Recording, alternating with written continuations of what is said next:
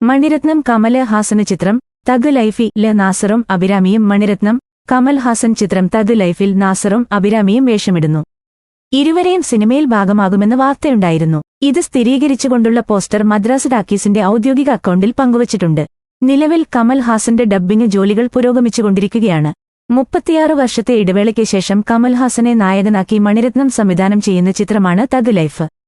1987-ൽ പുറത്തിറങ്ങിയ നായകനിലാണ് ഇരുവരും അവസാനമായി ഒന്നിച്ചത്. മുംബൈയിലെ അധോലോക നായകനായിരുന്ന വരദരാജ മുതലിയാരുടെ ജീവിതത്തെ ആസ്പദമാക്കിയാണ് നായകനൊരുക്കിയത്. ശരണ്യ, കാർത്തിക, നാസർ, ഡൽഹി ഗണേശ്, ജനകരാജ് എന്നിവർ മറ്റ് മുഖ്യവേഷങ്ങൾ ചെയ്തു.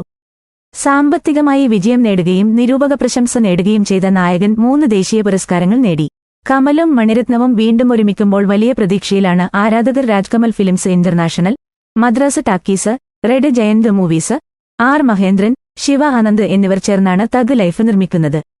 തൃഷ കൃഷ്ണൻ, സിംബു, ജോജു ജോർജ്, ഐശ്വര്യ ലക്ഷ്മി, പങ്കജ ത്രിപാഠി, അശോക് സെൽവൻ, അലി ഫസൽ, സാനിയ മൽഹോത്ര തുടങ്ങി ഒരു വലിയ താരനിര തന്നെ ചിത്രത്തിൽ അണിനിരക്കുന്നു.